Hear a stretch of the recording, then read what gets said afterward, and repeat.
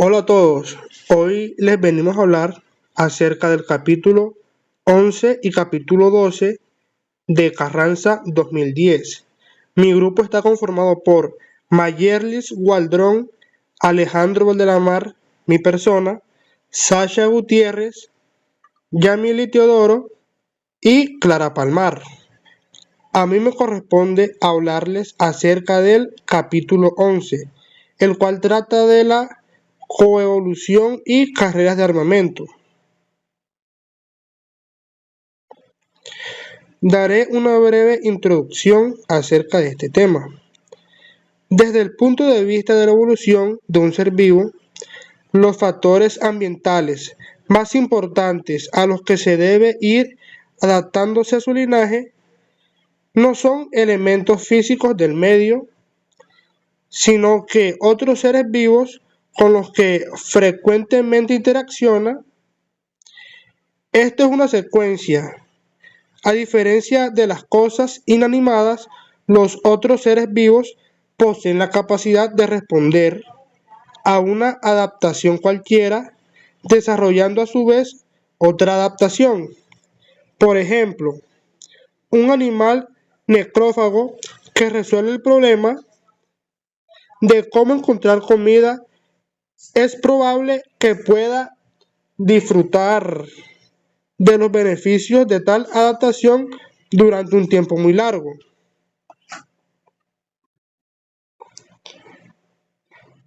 Bueno, carreras de armamentos. Existen múltiples tipos de carrera de armamentos. Dawkins y Krebs propusieron una clasificación atendiendo a si ambas partes constituyen o no miembros de la misma especie. Y así ambas partes desarrollan mejoras progresivas del mismo tipo de adaptación o adaptaciones diferentes.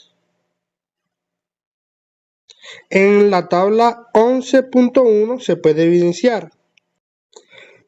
Tenemos las intraespecíficas, la cual viene siendo simétrica, competencia trófica, competencia intrasexual, actores versus reactores. Y en cuanto a la asimétrica, tenemos machos versus hembras, padres versus hijos y actores versus reactores. En cuanto a la interespecífica, en la asimétrica tenemos competencia trófica, mimetismo y mulleriano. Y en cuanto a la asimétrica, tenemos predadores versus presas, parásitos versus hospedadores. Esta tabla es una clasificación de las carreras de armamentos, dependiendo de si solo los dos linajes forman parte o no de la misma especie. Existen carreras de armamentos intra e interespecíficos, de los cuales ya hablé. Baker nos dice que utilizando medidas de los huesos de las patas de predadores permite reconstruir la velocidad y eficacia del galope. Esto mostró que existe una tendencia continua hacia un aumento de ambas entre los ángulos y los predadores que cazan a galope desde el Paleoceno hasta la actualidad.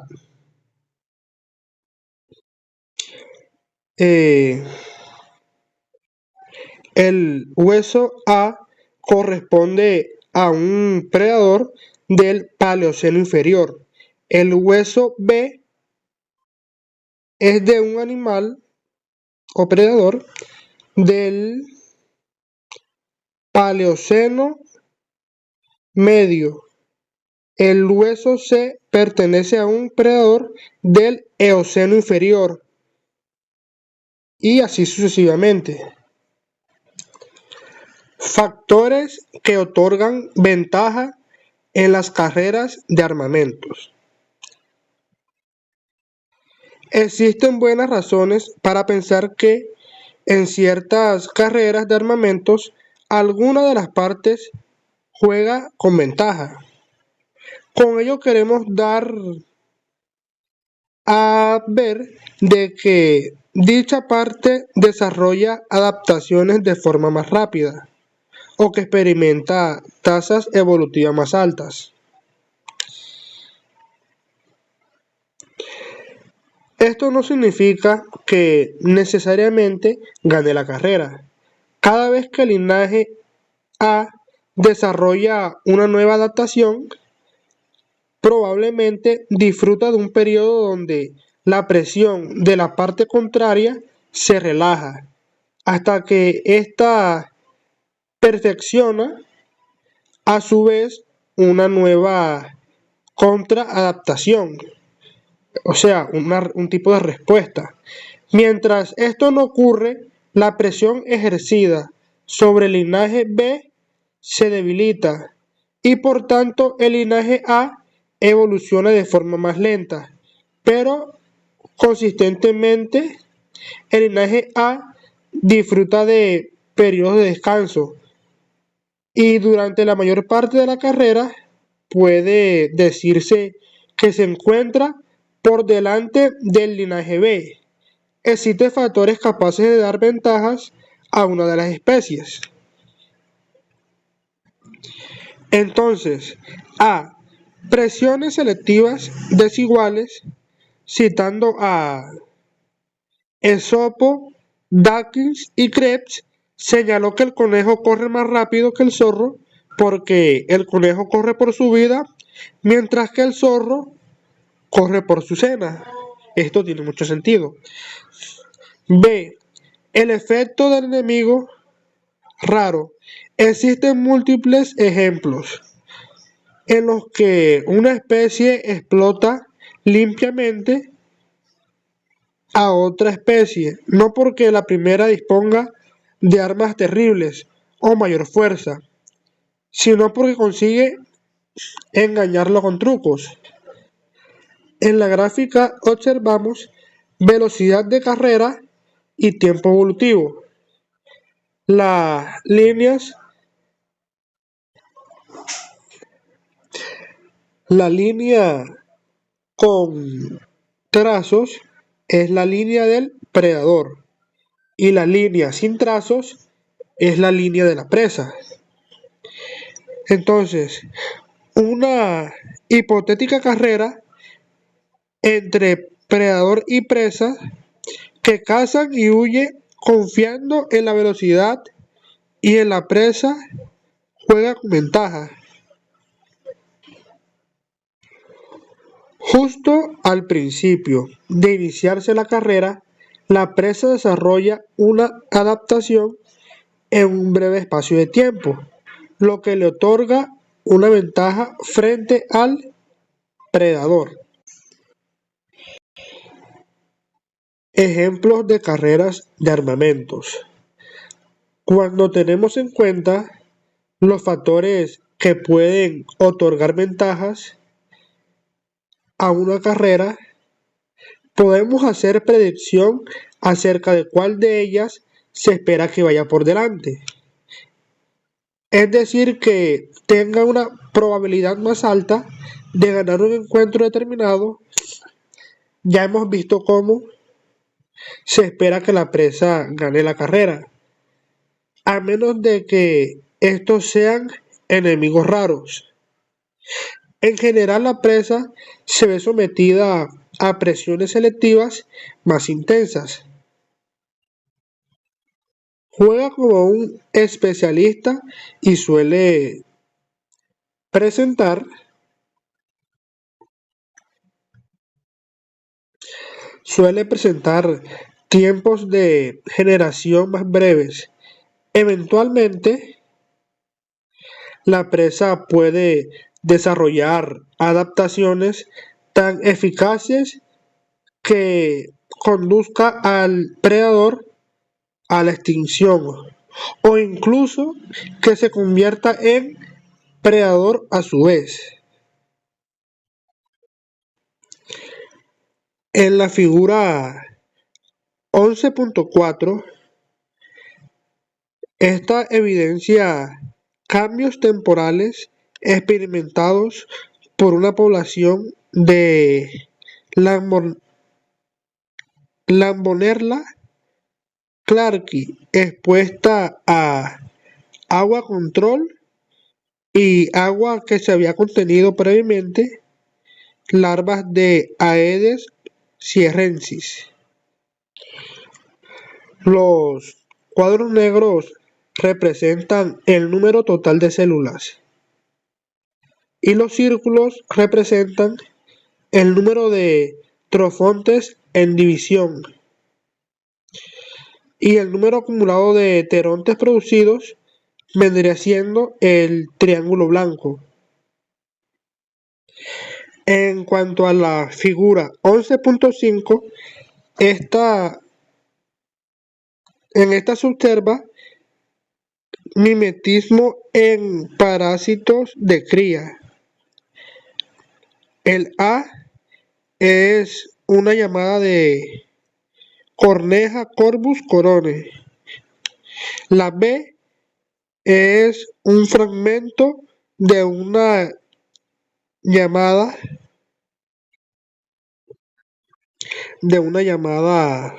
de críalo en un nido de corneja. La C, una llamada de urraca pica pica. La D es un fragmento de una llamada de críalo en un nido de urraca.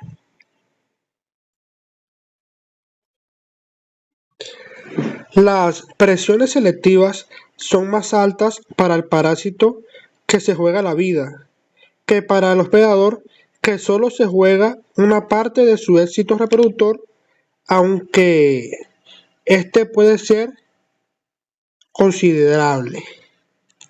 Además, el parásito es un enemigo raro, una proporción del 50% de hospedadores parásitos, como ocurre con algunas especies hospedadoras del tordo norteamericano. Es inusual, por lo general, dicha proporción es mucho más baja. Y con eso cerramos el capítulo 11. Muchas gracias. Mi nombre es Clara Palmar y nos estaremos adentrando un poco en el capítulo 12, específicamente en la comunicación, teoría y evolución de las señales. Para empezar, hablaremos sobre las señales comunicativas, que esto en los animales son comportamientos, apariencias o sonidos que permiten transmitir la información de unos individuos a otros con diferentes fines, ya sea para atraer pareja, delimitar territorio, advertir peligros o indicar disponibilidad social. Estas señales son fundamentales para la coordinación social y la competencia en diferentes contextos.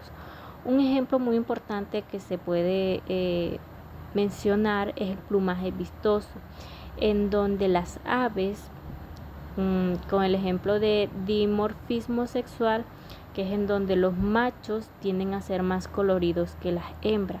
Esto los ayuda a atraer pareja y también a competir por territorio, mientras que las hembras suelen tener colores más apagados para poder camuflarse durante la incubación. Esta atracción, por así decirlo, se basa en la selección sexual, donde los machos con los ornamentos más llamativos tienen más éxito reproductivo, aunque estos ornamentos que son más llamativos también aumentan el riesgo de la depredación, debido a que, valga la redundancia, son más llamativos. Los ornamentos o los adornos que pueden tener pueden ser tanto coloridos como de forma, como por ejemplo las largas plumas de la cola del pavo real, o la del quetzal. Y estas forman parte de los rituales del cortejo también.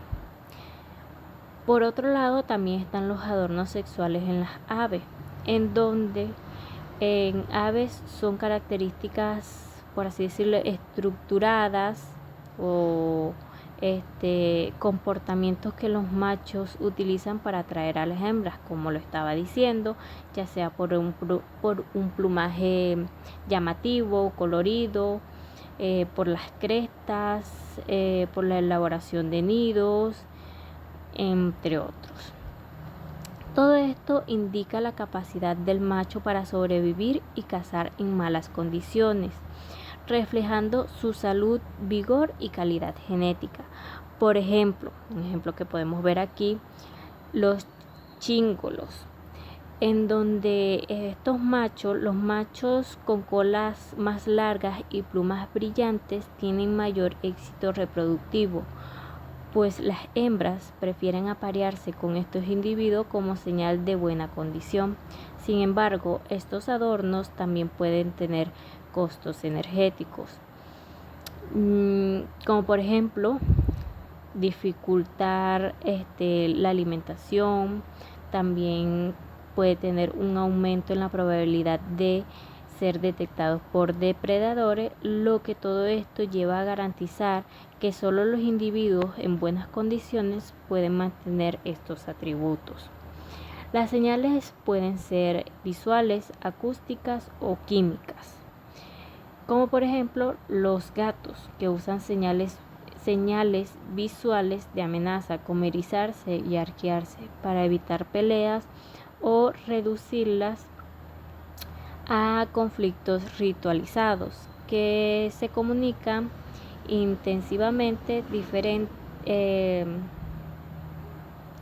en intensidades diferentes según la situación y el riesgo que ésta pueda tener, permitiendo a los animales evitar enfrentaciones o la pelea con un gran gasto energético, ya que esto se puede resolver mediante estas señales.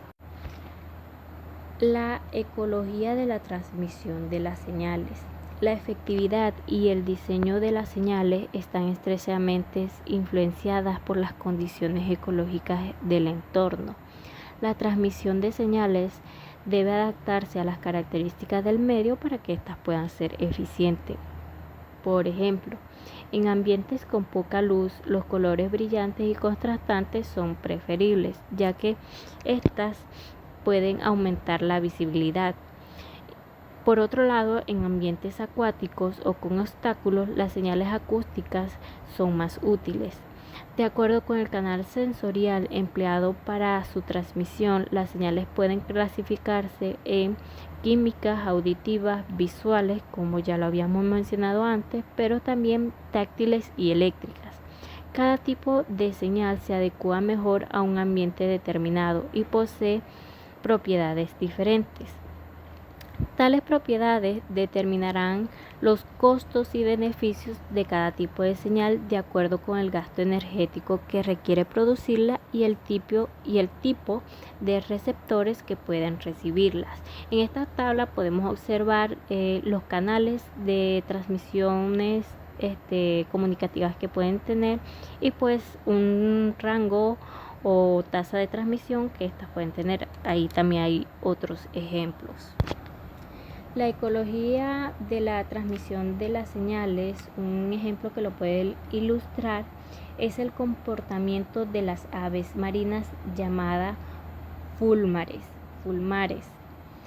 que en competencia por recursos valiosos como el alimento, emplean exhibiciones de amenazas para que estas pueden variar en intensidad y costo según la dificultad de lograr alejar o que los oponentes se vayan para estas poder ganar los recursos por los que se esté exhibiendo. Cuando los recursos son muy valiosos, los fulmares usan señales más efectivas y costosas, como amerizar junto a un oponente o dirigirse directamente hacia él, que tienen más eficacia para repeler a rivales, pero esto también implica mayor riesgo para el emisor. El reconocimiento visual y auditivo también depende de las capacidades sensoriales de los receptores. Por ejemplo, ciertos colores en penachos de algunos machos de aves, como el de los pavos reales, son muy llamativos y explotan desviaciones sensoriales. Las hembras, que poseen sensibilidad aumentada a colores vibrantes, encuentran a este tipo de ejemplares más llamativo, lo que favorece la selección sexual. Por otro lado, la frecuencia y duración y también el contexto de las señales están adaptadas a condiciones ecológicas para mejorar la eficacia. El ambiente con mucha vegetación o ruido ambiental, los animales ajustan sus señales para que su mensaje sea claro y evitar malos entendidos. También hablaremos sobre la ritualización y el origen evolutivo de las señales. Desde la antigüedad, la humanidad utiliza marcas y señales para referenciar sus entornos personales y comunes. Este método es intuitivo y surgió como respuesta a la necesidad básica de orientarse mediante objetos y marcas dejadas a lo largo de la historia. La ritualización es un proceso evolutivo mediante la cual comportamientos que originalmente tenían funciones distintas, como luchas o comportamientos de escape, se convierten en señales específicas de comunicación social. Estas señales estereotipadas y repetitivas facilitan la interpretación por parte del receptor y reducen la incertidumbre en cuanto a la interacción. Un ejemplo claro de esto está en las exhibiciones de amenazas en gatos domésticos, que evolucionan a partir de los comportamientos naturales de defensa y lucha. Cuando un gato se enfrenta a otra presencia, a otro individuo, puede erizar su pelo y elevarse, mostrando una postura que indica agresión sin necesidad de un combate físico. La repetición de estos gestos y la exageración de sus gestos en algunas especies refuerzan la sinceridad y la eficacia de la señal. Si un gato, por así decirlo, muestra una amenaza de alta intensidad, probablemente sea un individuo con gran capacidad de lucha o, por así decirlo, que valore mucho el recurso por el cual está peleando. Este proceso también ayuda a evitar enfrentamientos físicos innecesarios. Los animales emplean señales graduales que van desde amenazas leves hasta acciones más agresivas, permitiendo, por así decirlo, negociar entre ellos situaciones con un costo mínimo y determinar si la disputa debe escalar o resolverse con esta señal. Por ejemplo, las exhibiciones agresivas de los fulmares aumentan la intensidad y costo a medida que el recurso valioso está en juego, garantizando que las señales sean sinceras y que reflejen la disposición real del individuo para así poder luchar o no. Otro ejemplo es como el que estábamos mencionando anteriormente, el de los gatos. Ellos, por así decirlo, las gatas, cuando recién tienen a sus crías, hay ciertas gatas que se ponen, por así decirlo, ariscas. Entonces, estas, al ver que un individuo se quiere acercar a sus crías, estas tienden primero a mostrar los colmillos y a erizarse, demostrando su disgusto. Si ve que ese otro individuo no tiene intenciones, por así decirlo, de alejarse o de quitarse. ¿Qué es lo que hace el gato? Pues en algunas ocasiones se arquea más, gruñe más, es decir, muestra más sus dientes, obviamente se pone delante de la cría y en ocasiones ya al aumentar su agresividad para, como por así decirlo, marcar su autoridad, ellos tienden a lanzar rasguños.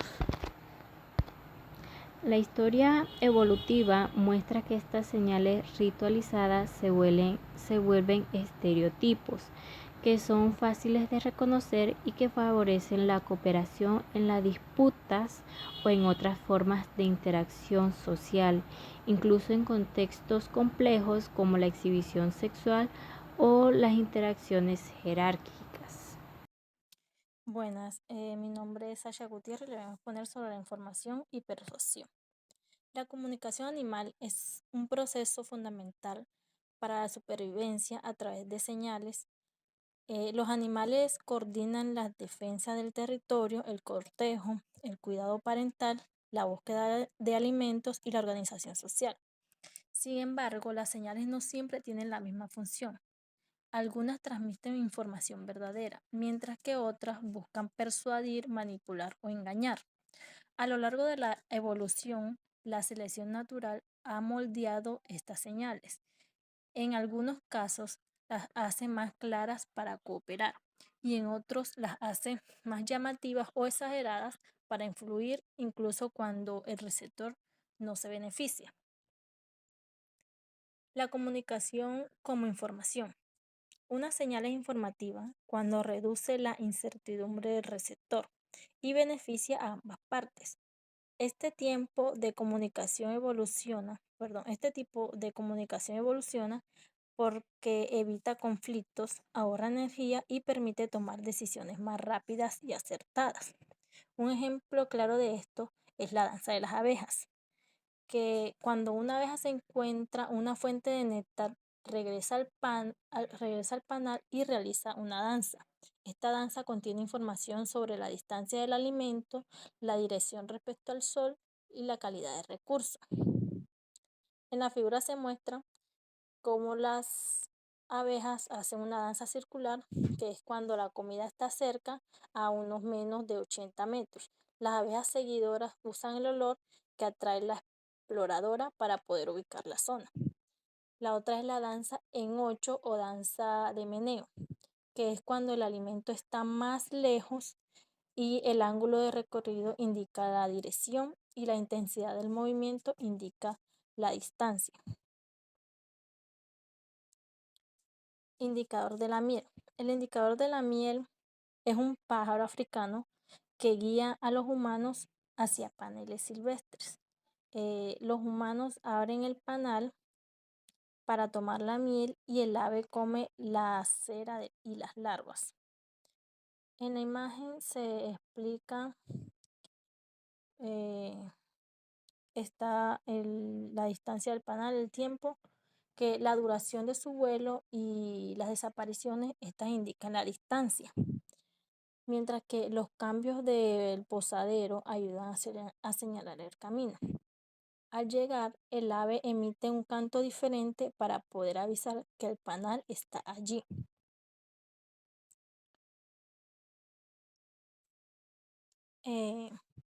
La comunicación como persuasión y manipulación. Los biólogos Richard Darwin y John Crieff en 1978 propusieron que en muchos casos la comunicación animal no es no es un intercambio de información, sino un intento del emisor por manipular el comportamiento del receptor. Más tarde, Darwin 1982 explica que esta manipulación produce una carrera de armamentos, donde el emisor desarrolla señales más fuertes generadas o inexistentes. Y el receptor evoluciona resistencia a ser manipulado. Algunos ejemplos de estos son el cucos, que sus crías imitan llamadas más intensas que las de los polluelos originales. Las arañas boleadoras y el rape, estas engañan presas usando señales falsas. Los cantos exagerados en aves, como mostró Cat Pole 1980 en el carricero, los machos con cantos más complejos obtienen más hembras, aunque el canto no aporta información útil. La exploración sensorial, este otro título que es la exploración sensorial, la belleza existe en el ojo del que lo contempla. Este mecanismo mediante el cual una señal evoluciona para explorar una preferencia previa del receptor no gana el mensaje el más útil, sino el más seductor. En este tenemos como ejemplo al pez Siphophorus, que en la investigadora Basolo en 1991 descubrió que las hembras prefieren machos con una espada en la cola, incluso en especies que nunca la tuvieron. Es decir, la preferencia existía antes que la señal.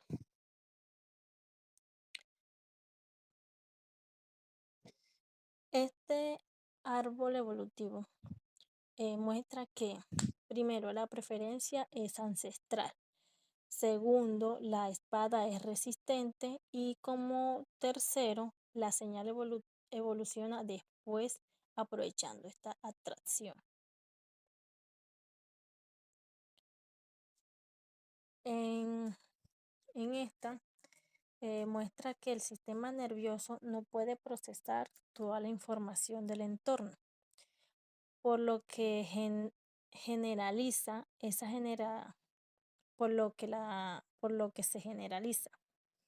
Esto crea vulnerabilidades que luego son exportadas por señales persuasivas.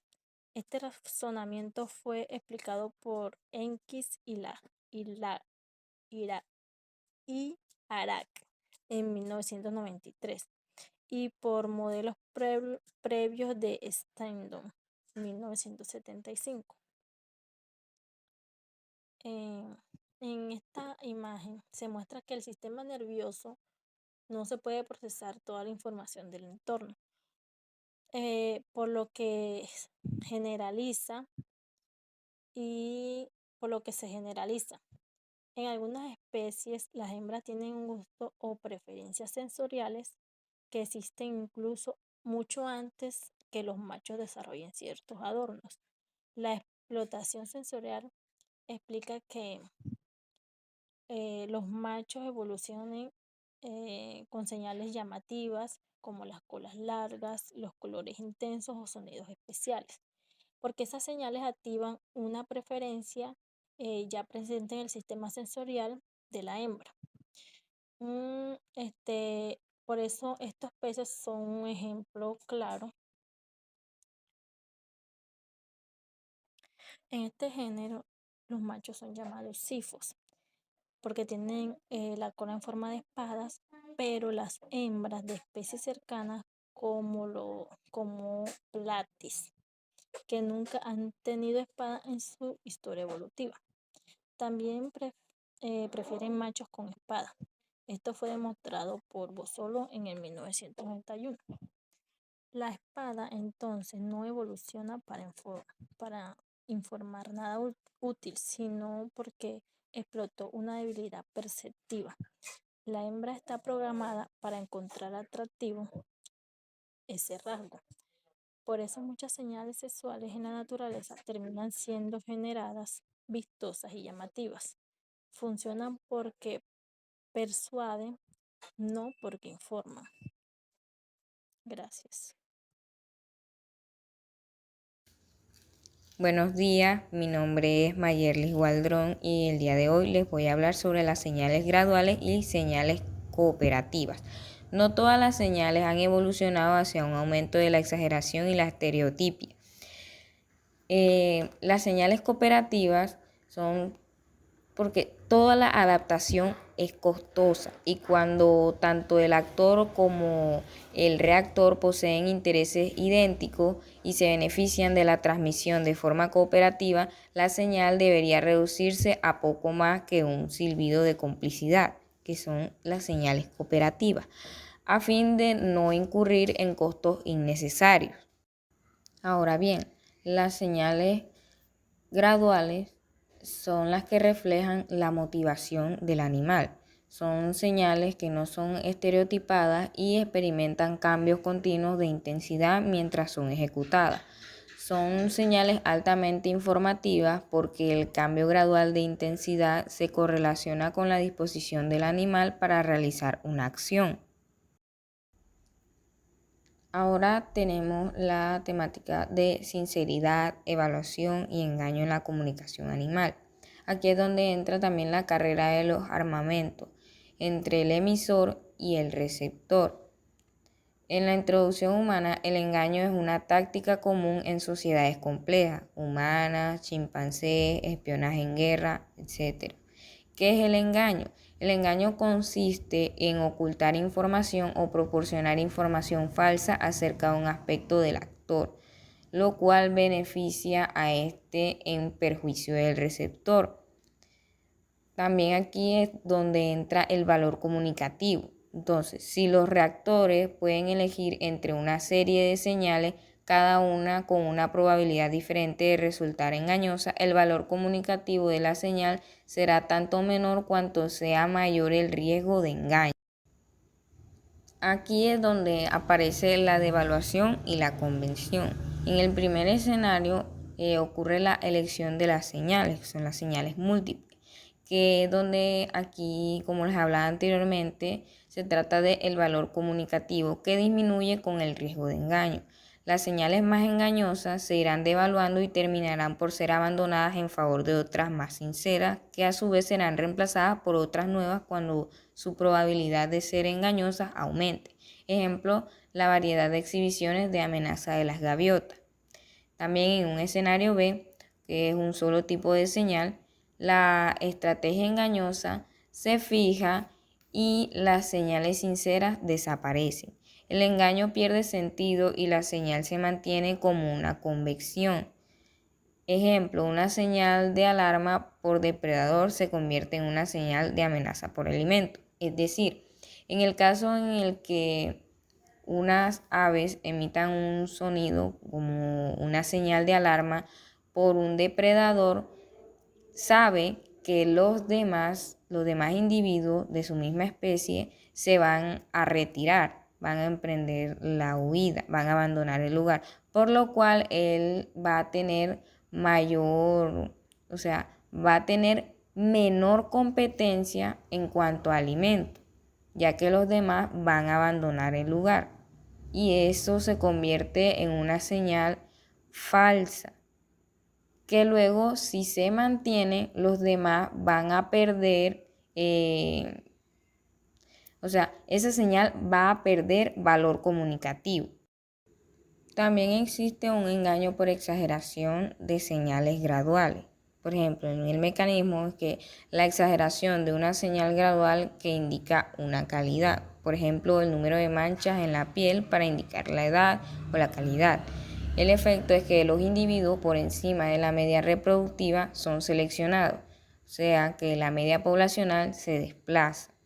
Y por último, entonces la señal deja de ser gradual y se convierte en una convección, es decir, que todos, por ejemplo, si fuesen conejos, al inicio, si eran manchados, ahora todos van a ser completamente blancos. Y lo segundo es que una señal con un costo que limita la exageración, es decir, mayor riesgo de ser detectado por un depredador. Entonces, cuando el engaño es evolutivamente estable. En sí, el engaño no es estable a menos que los actores tengan ventaja en la carrera de armamento y que las señales engañosas sean lo suficientemente raras y no supongan una gran presión selectiva. La resistencia al engaño se mantiene cuando los costos de discriminar para el receptor son altos y los beneficios para engañar para el actor también son altos. Por ejemplo, el alto costo de confundir una alarma falsa con una verdadera permite que persistan las llamadas de alarmas engañosas para competir por alimento, como ya les había mencionado anteriormente con el ejemplo de las aves. Existen mecanismos que favorecen la sinceridad, que son la selección por parentesco, la cooperación, las señales que no pueden ser exageradas y los costos para el actor y el principio de hándicap. En la selección por parentesco es donde engañar a un pariente es costoso para el actor. La carrera de armamentos es débil entre parientes cercanos.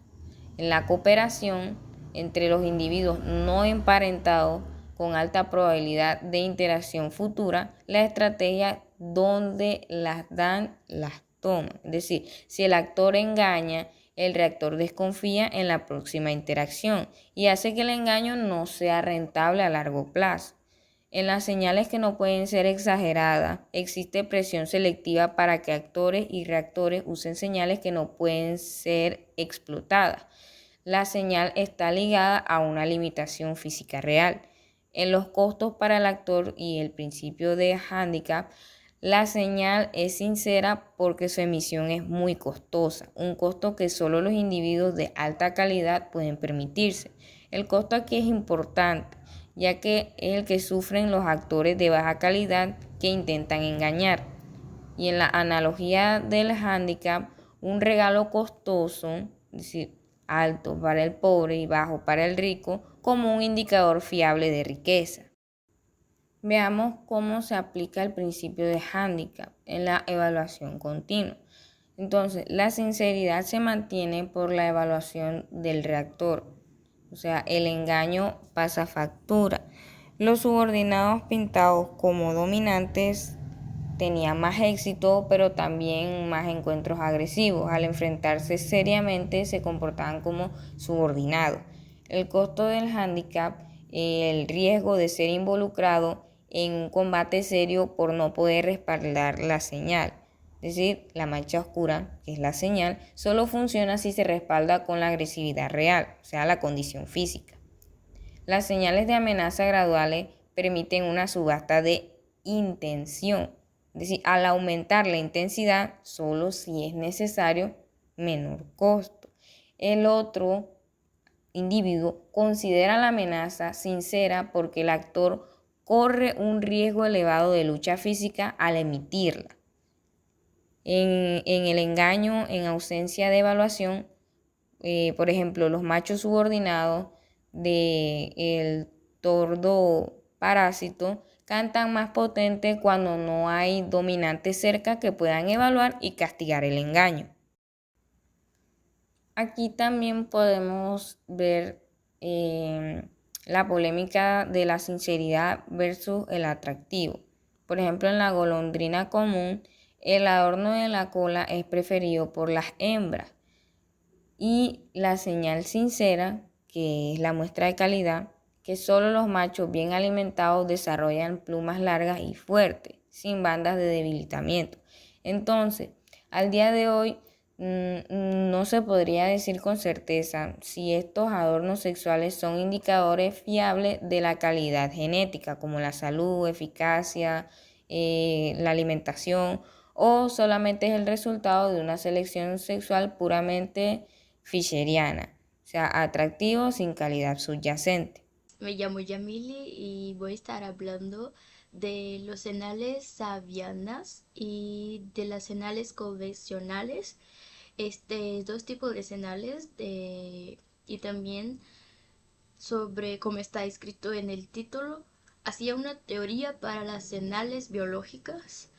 Eso que quiere decir que a partir de estos modelos hay como un tercero, las señales biológicas, sobre el comportamiento que está relacionado al comportamiento y aquí voy como intentar explicar y más o menos dar los conceptos de estos dos modelos y luego de las señales biológicas. Mm, Bueno, habla de las señales. Hay como está aquí en la diapositiva las dos señales, las convencionales y las avianas. Las convencionales fue propuesto por Dawkins y Krebs, mientras de las avianas fue por Savi, no sé si estoy pronunciando cierto, entonces perdón. Y estas fueron como dos tradiciones o escuelas conflictas.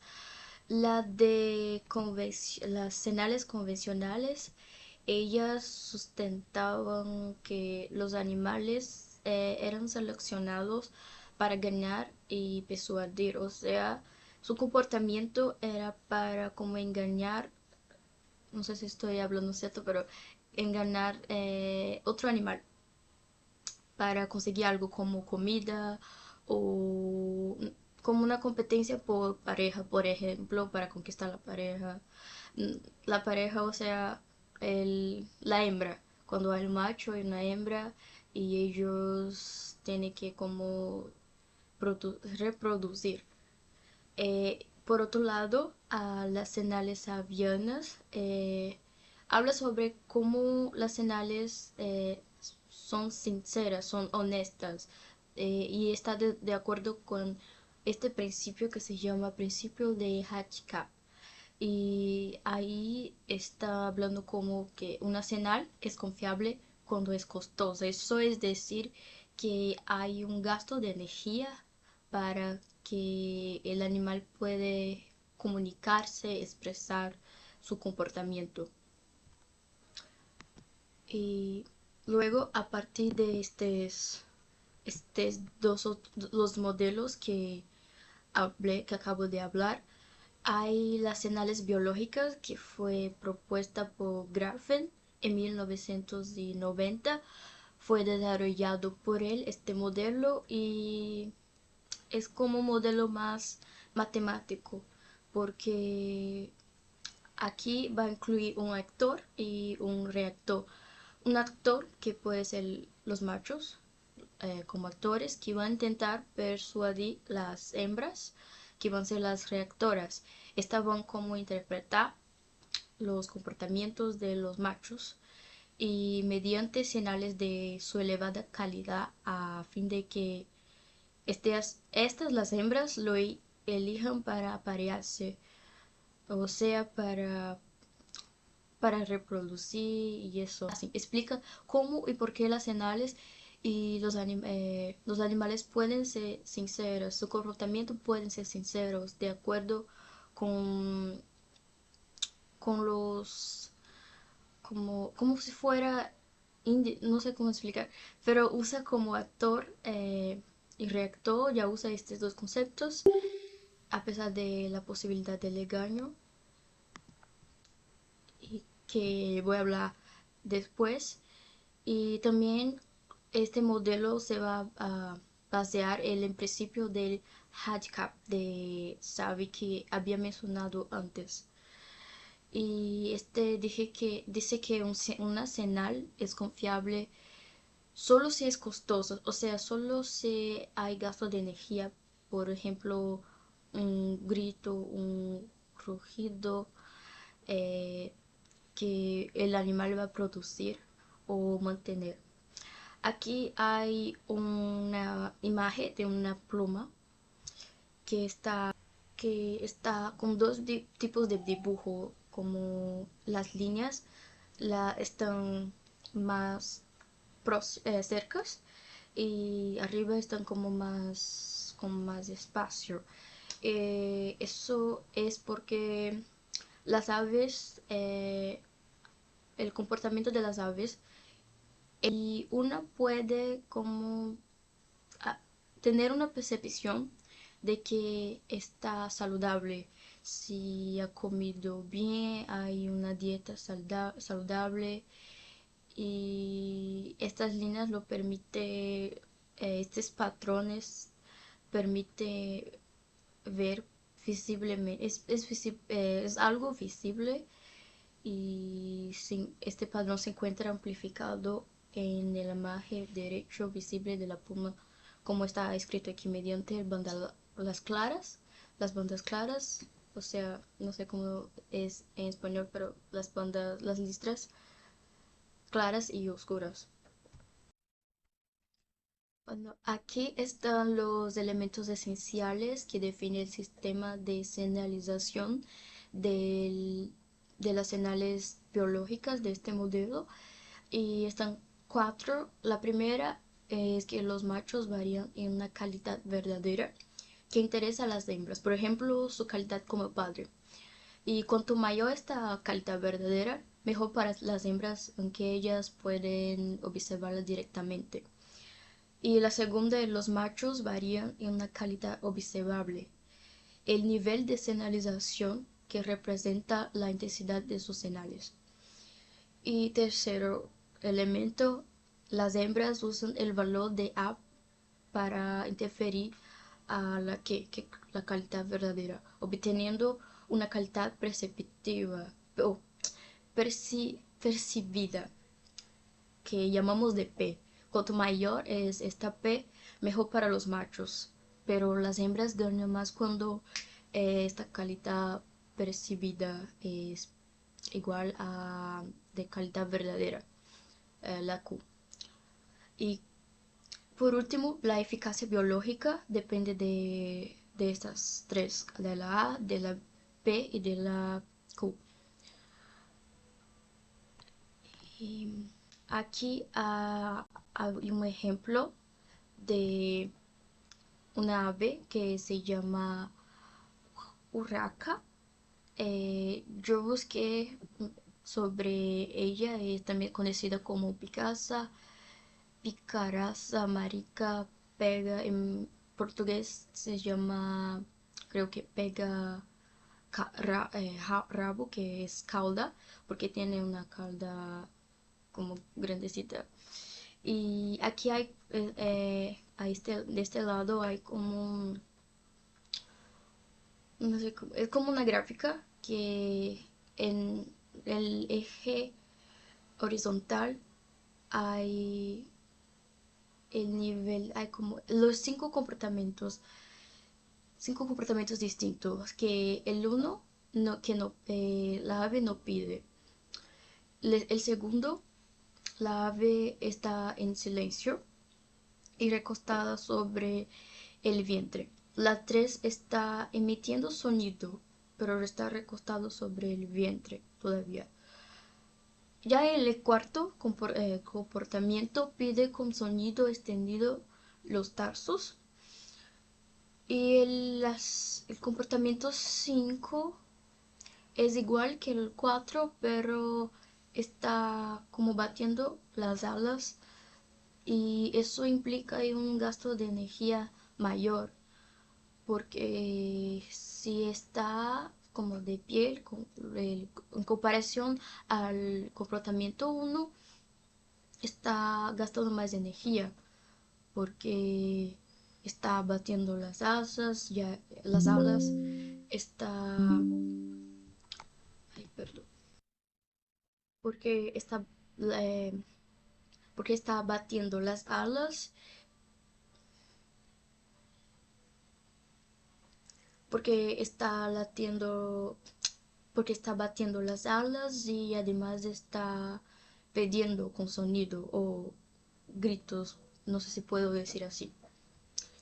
Y el eje vertical está como el nivel de hambre, estamos mostrando eso.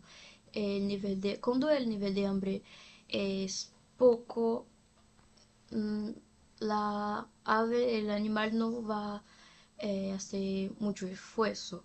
Pero si tiene mucha hambre, sí hay un gasto de energía, es más costoso este comportamiento.